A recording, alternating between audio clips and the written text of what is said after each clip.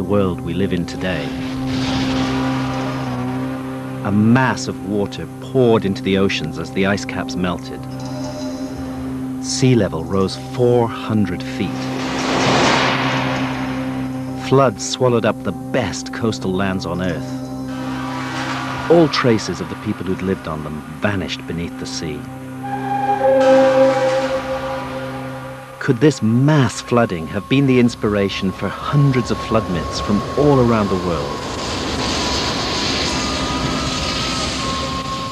We're told the flood myths are just that, myths, and should not be taken seriously. But in India, new evidence from the bottom of the sea is showing substance to the myths.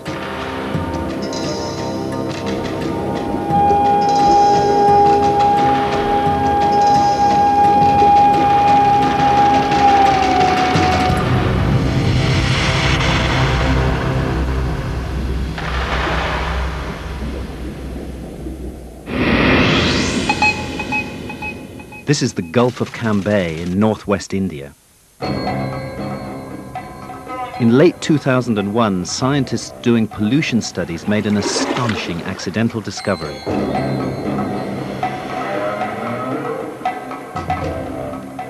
"25 miles from shore, at a depth of 120 feet, they picked up traces of two ancient cities covering a large area of the seabed. The discovery threatens to overturn everything that archaeologists have believed about the origins of civilization. They found two cities the size of Manhattan with massive walls and plazas.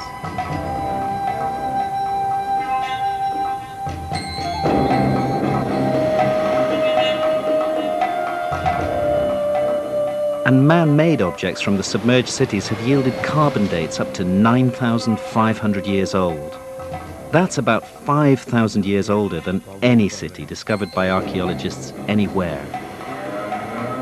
It means we could be dealing with a civilization lost at the end of the Ice Age. Perhaps even one of those that the flood myths speak of, which flourished before history began.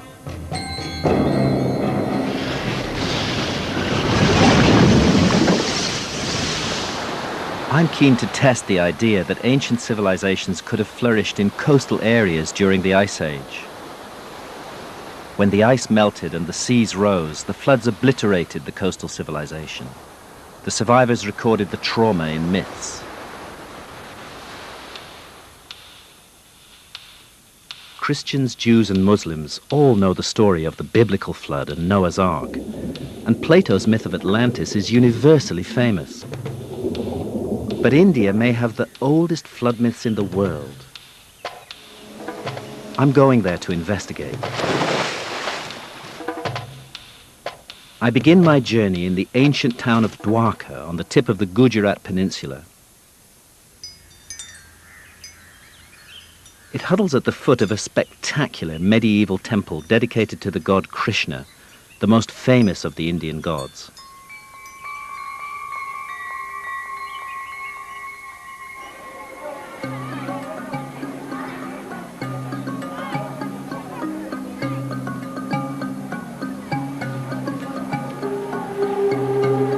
The temple is built on top of earlier temples, dating back more than 3,000 years.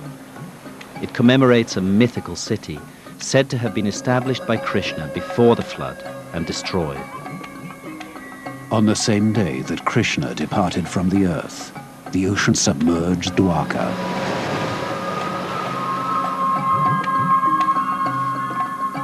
The temple is a shrine to Krishna, and every day a new flag is raised to commemorate the myth of the submerged city.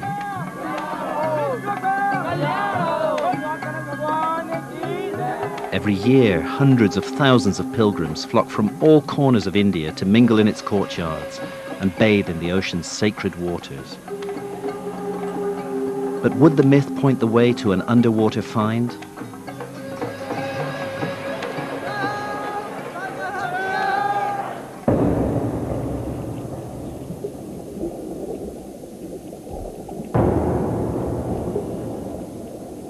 In the 1980s, the Dwarka flood myth received a boost when ruins, immediately presumed to be those of the lost city of Krishna, were discovered in the bay in front of the temple. A leading archaeologist estimated on the basis of a hunch that they were dated to around 1500 BC. But since there's no real evidence for that date, I want to take a look at them myself.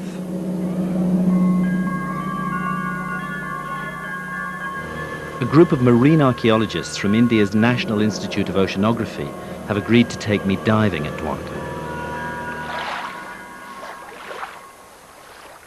This is Dwarka. Yeah. So we're moored over this concentration of ruins. So are these mainly individual blocks, or are they? No, individual buoys which we tied for the particular structure. I see. Okay. So now the blocks are scattered. Yes. I'm working with marine archaeologists Sri Sundaresh and Dr. Gaur. There's no wall as such. Because we have to go down here and we should come We up follow on the line of the ridge. Okay.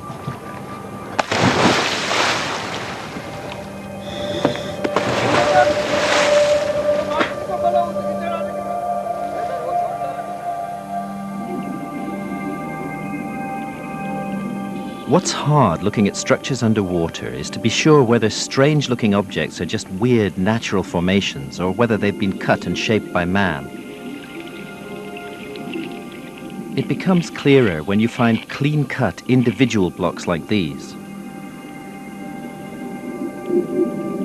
The next question with any underwater site is, how old is it? This site is so shallow and close to the shore that recent earthquakes could have submerged it, not necessarily rising sea levels at the end of the Ice Age. So it wasn't a big surprise to learn that Sundaresh and Gaur are now dismissing these finds that are merely hundreds of years old. This clearly can't be the ruins of the ancient mythical city of Dwarka. Stone anchors of a type made in India in the Middle Ages prove that the ships of that time once moored here. So anchors precisely we are dating between 8th century AD to 14th century AD. Mm-hmm. So I think a structure also may fall in that period. So we're talking actually about a medieval site? Yeah, medieval period. Do you accept the conventional dating of 1500 BC or so for this site, or do you think we should put a big question mark over that date? I think you have answered the question. We should put a big question mark over Yeah, the I mean, we have not found any material evidence on which we can be sure about the date. Right. Till we find any datable material artifact, we'll have to continue our search as and when we can. Yeah. Have you ever gone like 10 kilometers out that way? So for 10 kilometers away from here, no, we have not dived. The We have gone up to 2 kilometers. Mm-hmm.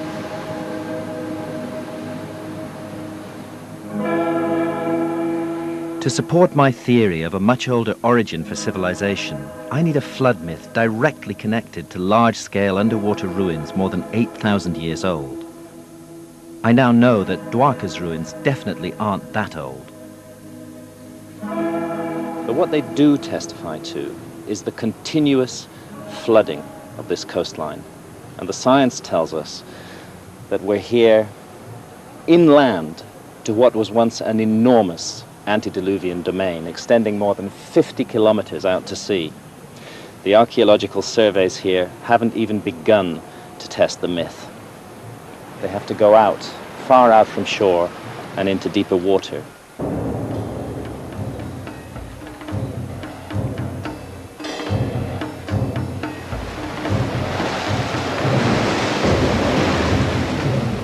The myth of Dwarka is part of a larger and older cycle of Indian myths that speak of a flood survivor, Manu, who becomes the father of future mankind.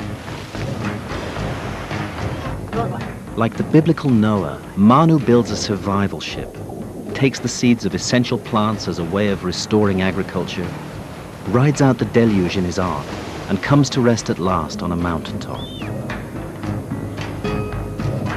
Typically, Manu is described as a great rishi or sage and as a master of yoga. His mission is to rekindle civilization after the flood. Could science give this myth any support? Was India ever flooded in such a cataclysm?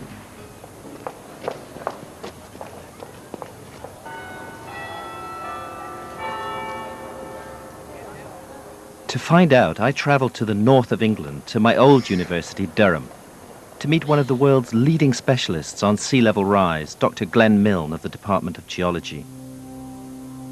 Drawing on the latest data, he's able to produce computer simulations of how coastlines would have looked at different stages of the Ice Age. Here we see the Indian continent around 21,000 years ago. And if we focus in on the northwestern part, you can see a lot of the coastline was exposed. No, it's a huge area exposed. Huge area exposed of the continental shelf. So we progress forward to 13 and a half. Now you see... Big change. Yeah. Very dramatic.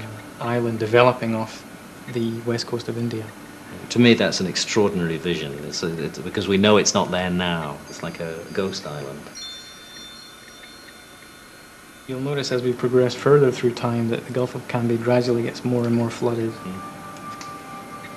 12.4, 10.6, 7.7 to 6.9, bang. Huge So, change. Quite dramatic. Well, in that 800-year window, the Gulf of Cambay is inundated.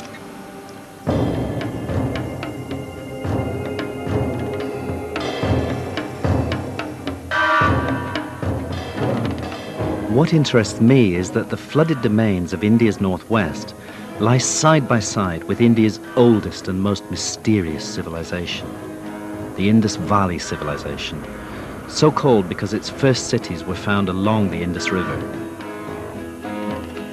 It's one of the least understood cultures from the ancient world and believed to be the biggest, covering more than 1 million square miles. It flourished about the time the pyramids were built in Egypt.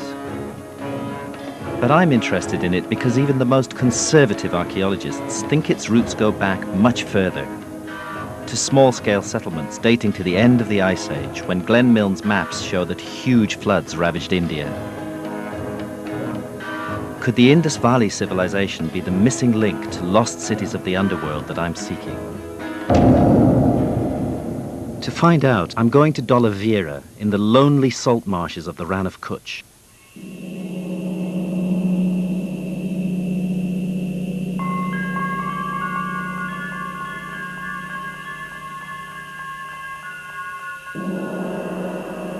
It's one of the largest and best preserved ancient cities of the Indus Valley civilization. To explore the missing link, I'm searching for clues about its heritage and the ideas that made it tick. Archaeologist Dr. Bisht has been working on the whole Indus Valley mystery. Can you actually say how old the site is? Are you sure of that? It's around 3,000 before Christ. 5,000 years ago. 5,000 years ago, that's correct. A small fortress was laid out here, quite a strong one. That fortress was converted to a castle. Around that fortress, a really sophisticated city developed. They knew how to write, but unlike the Egyptian hieroglyphs, nobody's ever found a way to crack the code of their enigmatic script. They knew a lot about urban planning and the necessities of urban life, the sort of knowledge that only comes from centuries, perhaps thousands of years of accumulated experience. 5,000 years ago, they were designing a water system that was way ahead of its time, including rock-hewn reservoirs built to fight a deteriorating climate and a series of savage droughts.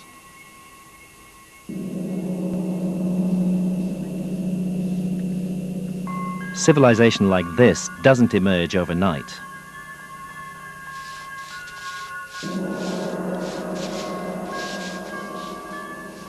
As the climate changed around them, the ancient inhabitants of Dolavira made themselves masters of water and water engineering. They cut this huge cistern out of solid rock, and then they lined it with beautifully cut pieces of masonry. It's a wonderful achievement to keep and preserve the water through the dry times, to ensure the population's needs were met.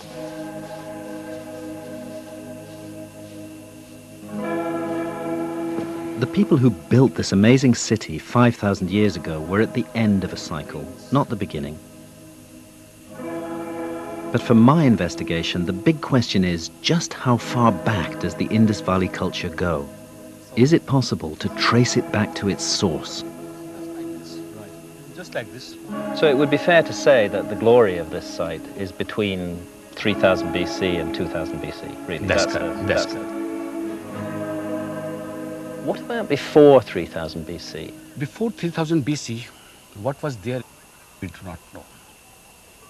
There might not be any culture, possibly, or we may find in future some earlier phases as well.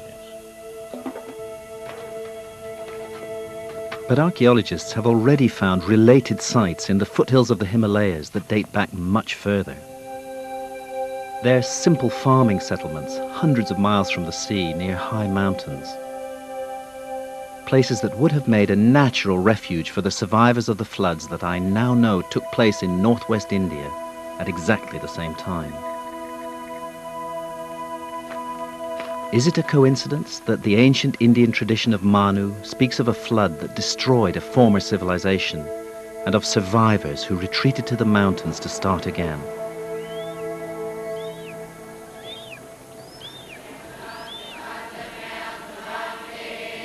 The myth of Manu is part of a vast oral tradition that includes the Vedas, India's most ancient scriptures. Most experts think the Vedas were composed around 1500 BC, too late to shed any light on the then extinct Indus Valley civilization and on our investigation. But might the experts be wrong? The Vedas are part of modern-day India, an oral tradition that's been memorized and handed down for more than 3,000 years.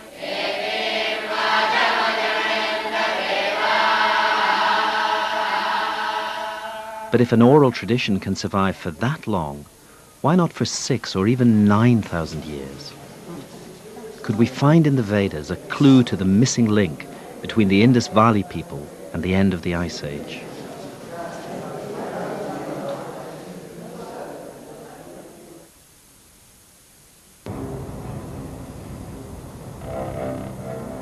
When the first Indus Valley sites were excavated in the early 20th century, the city of Mohenjo-Daro revealed a startling new discovery. I want you to imagine for a moment that you are back in 1500 BC and are looking out over the straight streets and brick houses of Mohenjo-Daro. Suddenly, smoke and flames begin to rise amongst them. And up one of the main streets, there streams a horde of swordsmen led by a swaying figure in an outlandish chariot. The story I'm telling you is not fantasy. It is a literal interpretation of actual discovery. This is where one of the massacres took place. Sir Mortimer Wheeler was one of the 20th century's most influential experts on the Indus Valley civilization and helped to shape the accepted view of its origin. 34 centuries after it happened, the archaeologists of the 20th century found these bones of the massacred, mute evidence of how an age-long civilization perished within the hour. Wheeler was one of those who believed that groups of marauding nomads invaded India from the north and west around 1500 BC. According to this Aryan invasion theory, the Vedas were the scriptures of the nomads, not of the civilized people of the ancient Indus Valley cities.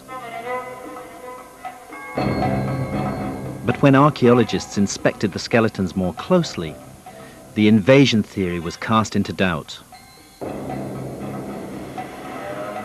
Professor B.B. Lal was a student of Wheeler's at Mohenjo-Daro, but questions the conclusions that Wheeler drew from the placing of the skeletons in different levels. Some from the lower levels, some from the middle levels, some from the top levels. And some of them belong even to a period after the abandonment of the site. So when they don't belong to one and the same level, how can they belong to a massacre by invading Aryans? In fact, they hadn't even died in battle. When examined, the skeletons had indeed come from different strata, meaning that they died at different times. The Aryan invasion theory should have died too. But since it was taught as established fact for most of the 20th century, it dies hard.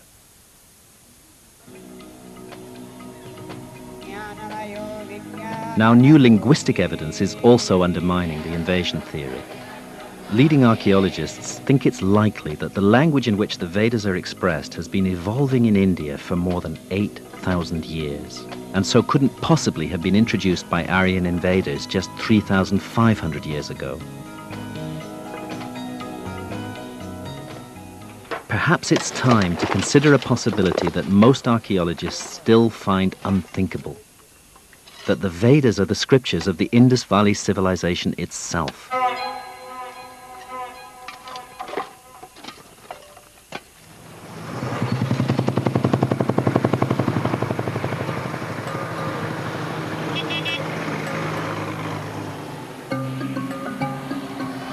I went to the Indian capital, Delhi, to discuss the problem with Dr. David Frawley, one of the very few Westerners recognized as a teacher of the Vedas.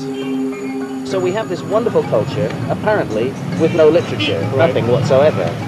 And then we have this wonderful literature. Which is the largest in the ancient world. Exactly. And deep and sophisticated and incredibly well thought out. And no culture to attach it to. And they No won't civilization. They won't take the next step. Even though they both come from the same area, they won't connect them.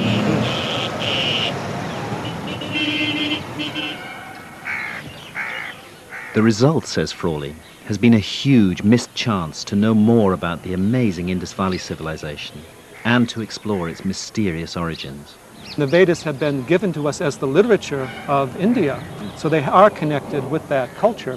Now, if we put the two together, we see the image of a sophisticated culture of kings and rishis. We see in the seals, we see the symbols of spirituality, the symbols of yoga, the gods like Shiva. We see the whole basis of later Hindu civilization, and that's what we should find as the culture itself has continued. And I found an even more direct clue that links the Vedas with the ancient Indus Valley civilization. It's the image of the Indian flood survivor Manu. In the Vedas, he's a long-haired mystic and a master of yoga.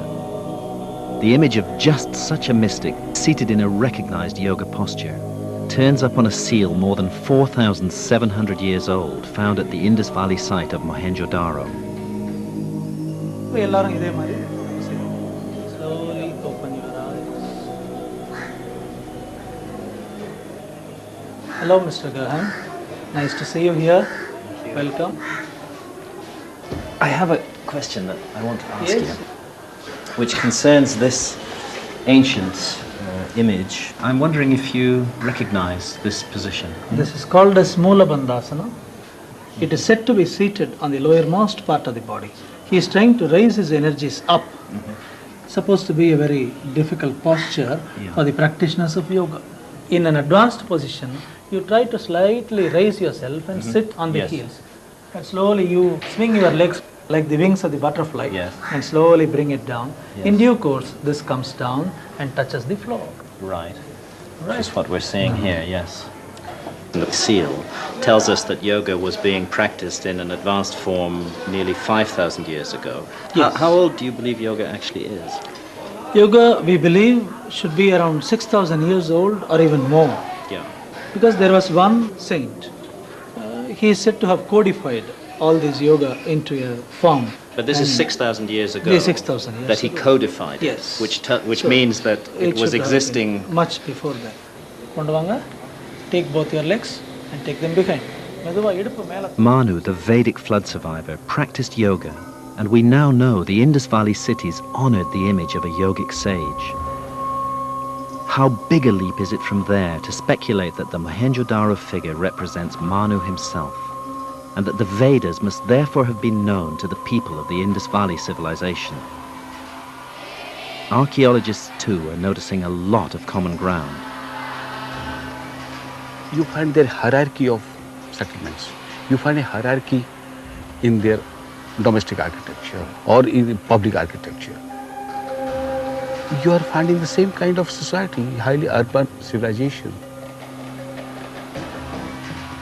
What archaeology is doing is solving the puzzle of the origins of the Rig Veda. Well, I think so, but it is still hotly debated subject. I know it's a hot subject. In In Vedic tradition, civilization was kick-started in India by survivors of a previous civilization from before the flood. Now geologists have discovered a lost river which suggests the Vedas might have been composed by people who actually witnessed the end of the Great Ice Age. It's another sign that the myths deserve to be taken seriously as historical documents, and that they could be incredibly old.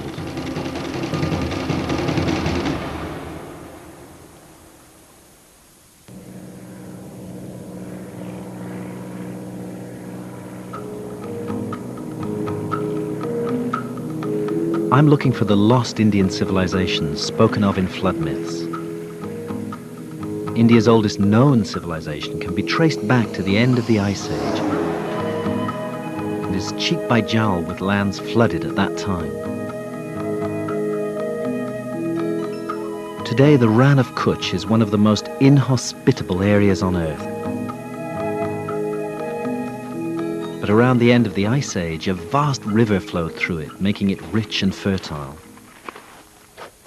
The river was the Saraswati, and it's repeatedly described in the ancient scriptures.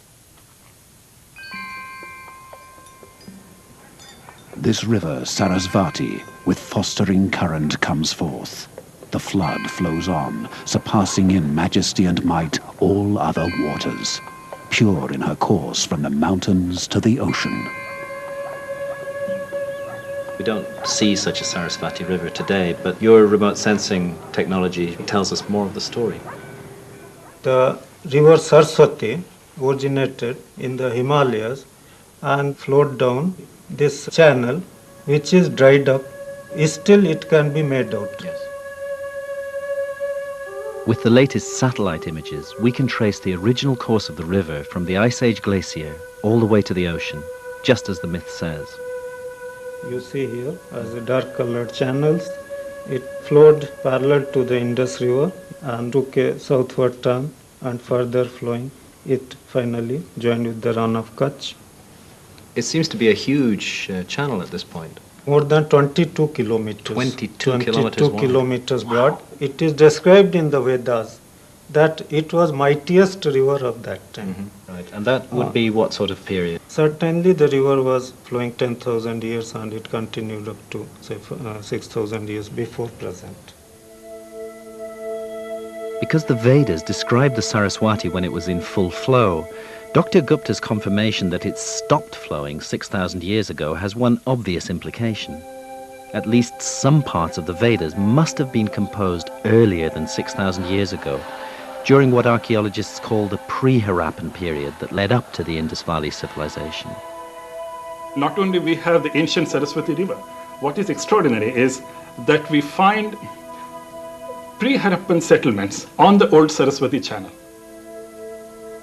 It's revolutionary enough to suggest that the Vedas could date back to the Indus Valley civilization. Today, however, more and more Indian scholars are reaching the view that they could be much older than that.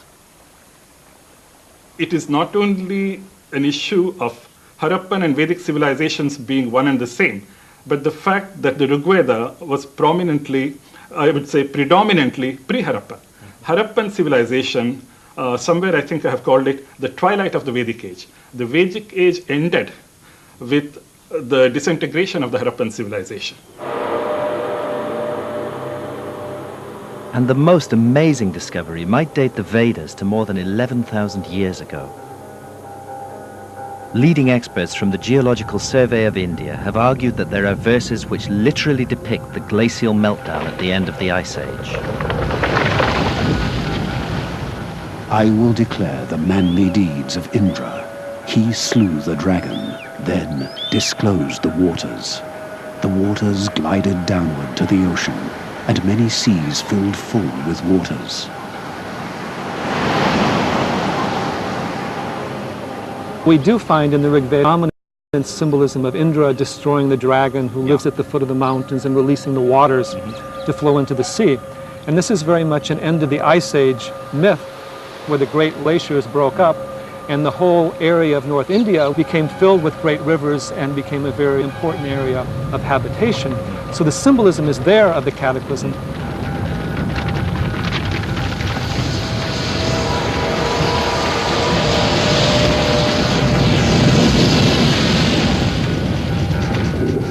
But even if the myths are 11,000 years old, they don't help us search for a lost Indian civilization. For that, I still need a major underwater archaeological site in the areas that geology shows were flooded at the end of the Ice Age. Researching Indian archaeological journals, I found a neglected study describing a sunken ruin.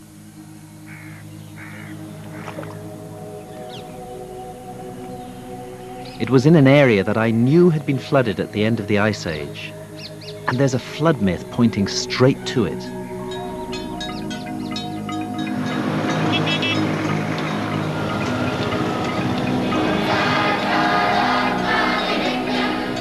Here, deep in the Tamil part of South India, one of the most sacred sites is the Meenakshi temple in the ancient city of Madurai.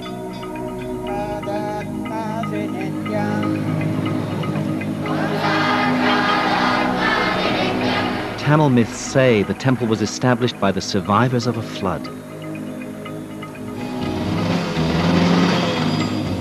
According to the myths, the survivors had belonged to an earlier and highly advanced civilization. Its most famous achievement before it was swallowed by the sea was a great academy or sangam for the perfection of human knowledge.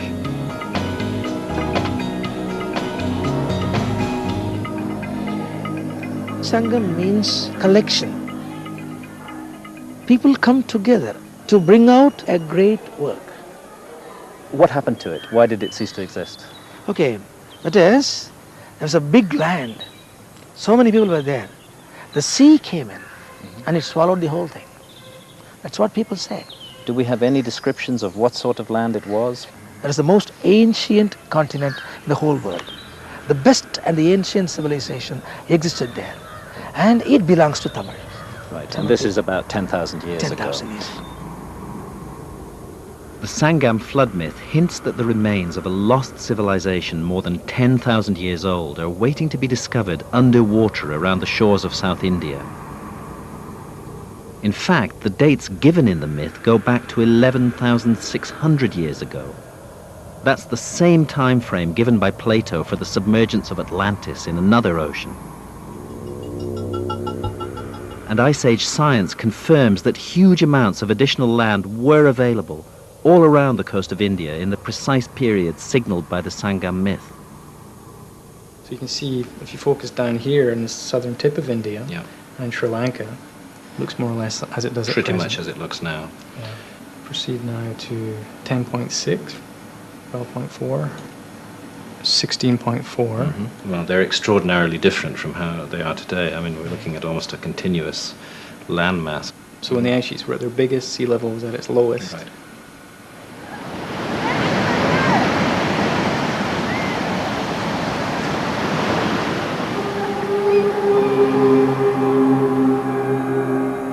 So the next step of my journey is to go to the coast, to search under the waves for the hidden history of that lost, flooded terrain.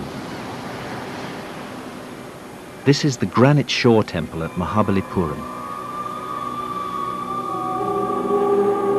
It stands overlooking the Bay of Bengal in southeast India and is one of several dozen extraordinary rock-hewn structures scattered along the coast.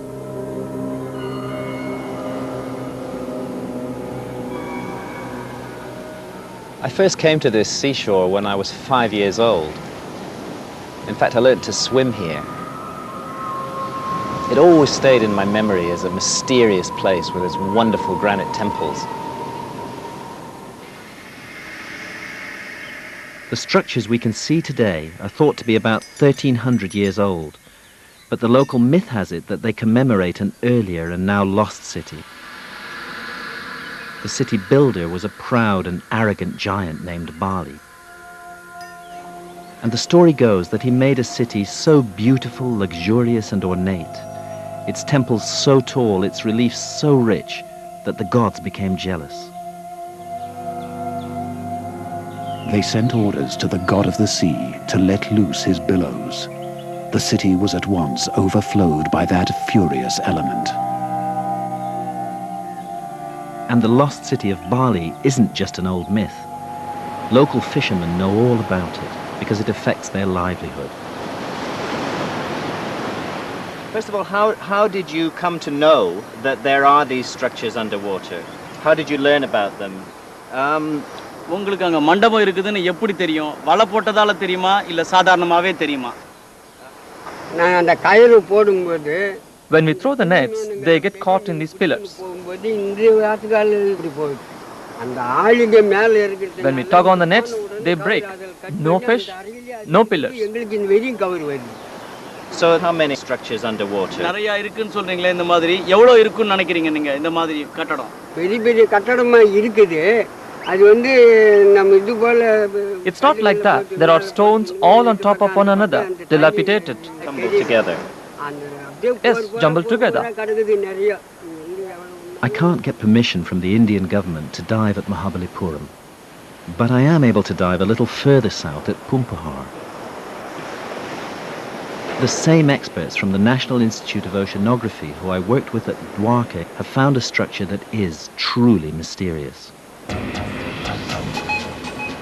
It lies almost 3 miles from the present shoreline at a depth of more than 70 feet. It's important because geologists tell us it was submerged about 11,000 years ago when sea levels rose. Archaeologists know of no culture of that time capable of building something so large. And it's mysterious because it was flooded at a date when Tamil myths say a high civilization flourished on land that was later swallowed up by the sea.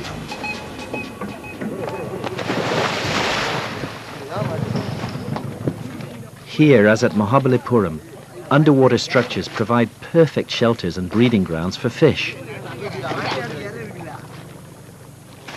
Dr. Gower explains before the dive that archaeologists don't believe in lost civilizations 11,000 years old. To construct a so big structure, I think it's about 40 meters in length. It's a big structure. Yeah. When we come to here in this particular area, if you see the structure, such a big one, it means they have a very great technology.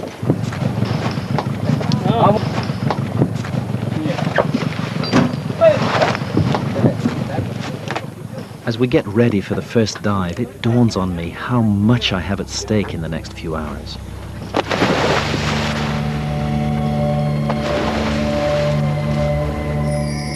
Because if the structure I'm about to see really is more than 11,000 years old, then it is, almost by definition, the work of a lost civilization.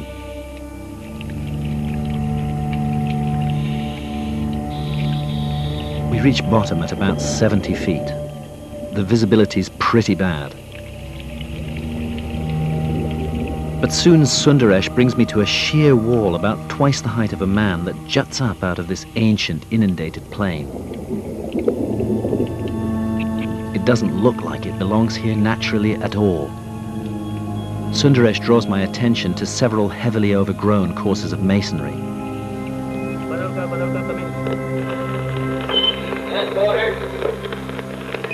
Have you checked, Martin? Inform, please.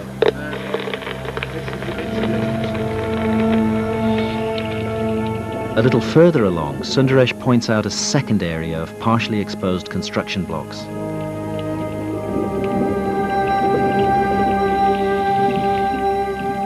As we continue along the U-shaped structure, I see that almost every inch of it is draped in fishermen's nets. It feels a bit eerie.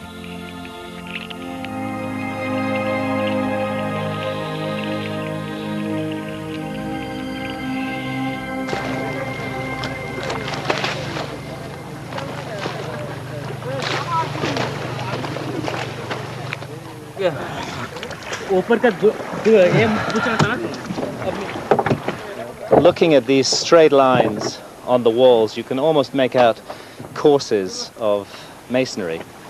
I'm in no doubt that we're looking at a man-made structure here. There is a lot of growth on it. On reviewing the dive on deck, what convinces me is these clear courses of individual blocks. And the way that the U-shaped structure sticks up so unnaturally from the flat sea bed. A computer model of the structure from measurements taken by the NIO reveals the overview that the murky waters hide from divers and shows that other structures stand nearby. Perhaps it was an enclosure for ritual purposes. Back on deck, Kamlesh Vora, the expedition leader, confirms that further anomalies have been identified in the same area. There are another port structures around, north of this place and south of this place, where we feel that, or we believe, or we know from the people saying that there are submerged structures below. This is one place, maybe an isolation.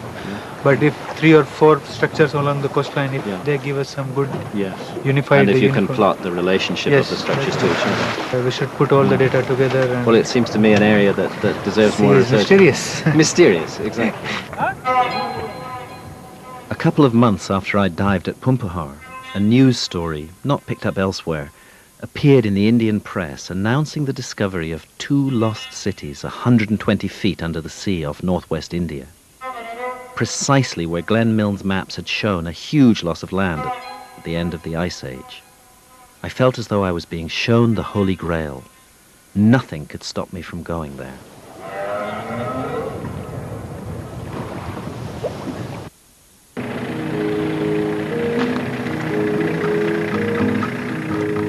In 2001, a team of geologists from India's National Institute of Ocean Technology made a series of startling discoveries in the Gulf of Cambay. Their sonar readings show evidence for 2 huge cities 120 feet underwater. And a sample they've collected from the seabed has been carbon dated to the end of the Ice Age. The NIOT experts aren't archaeologists. They were doing pollution studies in the Gulf. But what they found is of massive archaeological significance. Could these flooded cities be the proof I've been looking for, which joins the Indian flood myth to archaeology? Initially, when we went, we thought probably we'll be on an early Harappan site. But after seeing all the artifacts and evidences what we have collected, it looks that they are before the Harappan period. Which means, in the end, that history is going to have to be looked at again. Definitely. Maybe this is the beginning of a major discovery for the world. I think so. I think so. It's the scale of the sites which is so exciting. It looks like a twin city or a twin metropolis of the ancient times. Right, right. The cities are located right in the area that Glenn Milne's sea level rise data shows was flooded between 7,000 and 8,000 years ago. This was at the very end of the Ice Age and was the last of 3 major pulses of meltwater release that have been identified by geologists. One city is more than 8 kilometers long. Other one is almost 9 kilometers. These are enormous. Enormous, yeah. Both of them appears to be along 2 river courses. A natural place for humans to settle. Yeah. Can have a look here. Wow. This is a treasure trove. Next, Dr. Badranarian took me to see some of the artifacts they've recovered by dredging the underwater sites. These are our micro tools, where you can see various shaped thin objects, well polished, to use them for various purposes. This is like a spoon. Spoon, yeah. You can see it is the shape of a deer they have made. Well, it's very interesting because it's carved the same on both sides. Human remains include a fossilized jawbone and vertebrae. And the artifacts show that these people were skilled in making pottery, jewelry, and other ornaments. This seems to have been almost like turned on some sort of... Yeah, it is. It appears to be a very good artifact. Probably they had a sort of hand instrument to turn all these things. If you see, there's a hole also they have made through that. And this hole runs all the way through it? Yeah, completely. Yeah. So this is absolutely definitively a man-made object. Yeah, we did not know what it was. Most startling of all, a stone slab was discovered with raised markings which could push back the date of the invention of writing to the end of the Ice Age. Yeah. This is some of the images we have picked up in the... Sub-bottom profiling, a technique that detects materials buried beneath the seabed, reveals the city's massive foundations. In between the seabed, you'll be seeing soft material. Right. This is the foundation up to which they which has quite a different character from the rest. So this is building foundation. Building foundation. Right. And you can see that they are very regularly spaced. Indeed. Which are walls, really. Yeah, walls. But a bigger surprise came from the side-scan sonar, a beam passed along the seabed to detect solid objects. The images show sophisticated geometrical structures. It's looking down on the seabed, these very right-angled structures. Yeah, these are about 77 meter by about 40 meter. Yeah. Actually, there's a series of steps going down. Looks like it's buildings. not anything that you normally come across in a marine, this one. No. It is obviously man-made. Yeah. But Dr. Badranarian had something even more spectacular to show me, which looks like a citadel. Very different than what you see now. Right. Yeah. Wow. You see very square features. Yeah, and I can this see a is lovely series of right angles here. Yeah, they're all platform-like features. Yeah. The present length of this is about 98 meter.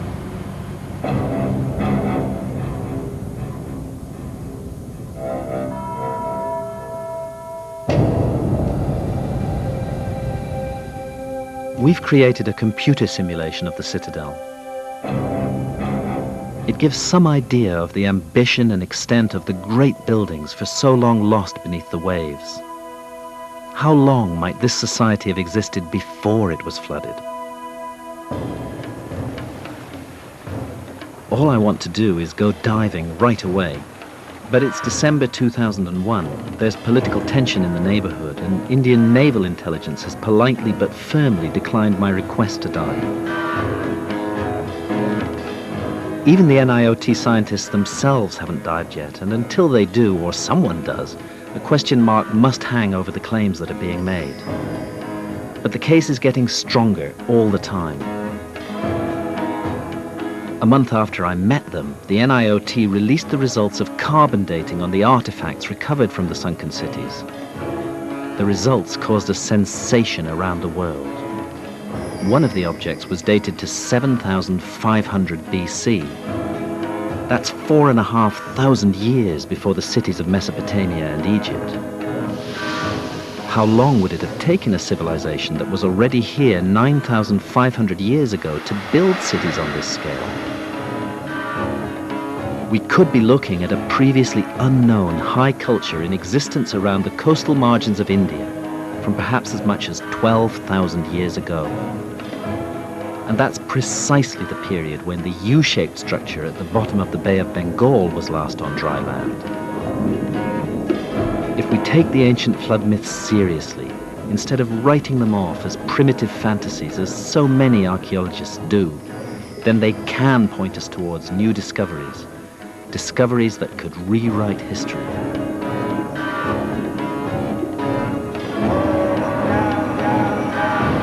I'm going to head east to put to the test one more